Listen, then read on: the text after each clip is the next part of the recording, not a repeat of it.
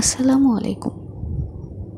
অসম্ভব সুন্দর সুন্দর কিছু ঝাড়বাতি, দেয়ালে নীল রঙের টাইলসে খচিত অসাধারণ কারুকার্য, যাতে ফুটিয়ে তোলা হয়েছে বিভিন্ন রকমের সূরা আয়াত। কথা বলছি ঢাকার বকশীবাজারে অবস্থিত ইমামবাড়া নামক এই দালানটির, যা মুঘল শাসনামলে নির্মিত হয়েছিল। তবে বর্তমানে এটি একটি শিয়া উপাসনালয় হিসেবে ব্যবহৃত হচ্ছে। মুহাম্মদ সাল্লাল্লাহু আলাইহি সাল্লামের পৌত্র মুহাম্মদ বিন আলী শহীদ হওয়ার স্মরণে এটি নির্মিত।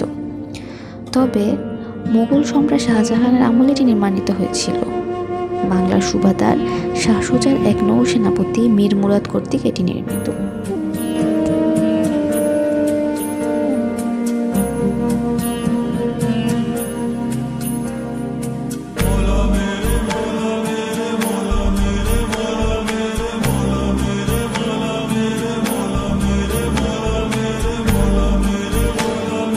ইমামবাড়া নামক এই দালানটির দক্ষিণে অবস্থিত একটি বর্গাকৃতির পুকুর, যার উত্তরাংশে শিয়া বংশোদ্ভূত ব্যক্তিদের কবরস্থান অবস্থিত।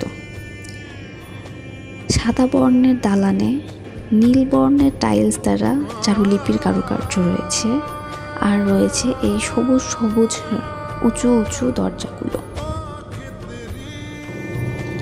এই দালানটি ঘুরে দেখছিলাম আর মনে হচ্ছিল যেন পৌঁছে গেছি সেই মুঘল আমলে, সেই সম্রাট শাহজাহান আকবরের আমলে।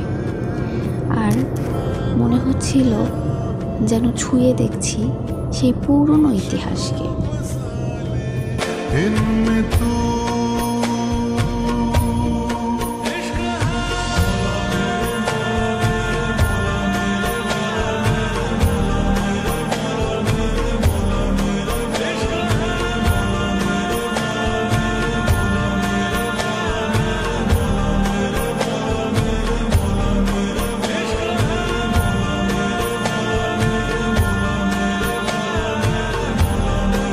এটি হচ্ছে দালানটির মূল প্রবেশদ্বার।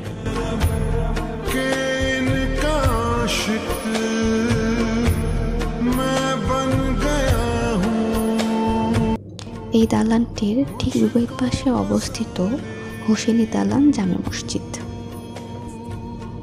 চলুন এবার ঘুরে আসি লালবাগ কেল্লা। লালবাগ কেল্লার ব্যাপারে তো আমরা সবাই কম বেশি কিছু না কিছু জানি। এটি বাংলার সুবাদার শায়েস্তা খাঁ নির্মিত একটি রাজপ্রাসাদই বলা চলে। এটি হচ্ছে কেল্লাটির একটি ভবন, যা দেওয়ানে আম নামে পরিচিত। আর এটি হচ্ছে সেই দেওয়ানে আমের একটি অংশ, যা হাম্মামখানা নামে পরিচিত। হাম্মামখানা অর্থ গোসলখানা।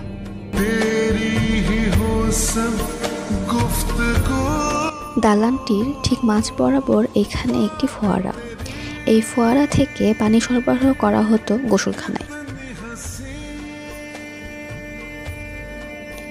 এইখানে ছিল দোতলায় যাওয়ার জন্য একটি পেঁচানো সিঁড়ি।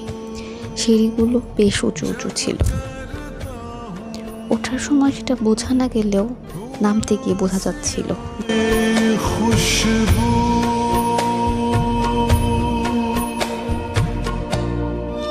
আমি যে শুধু লালবাগ কেল্লাটি ঘুরে দেখছিলাম এরকম না, নিজেও লাটিমের মতো ঘুরপাক খাচ্ছিলাম।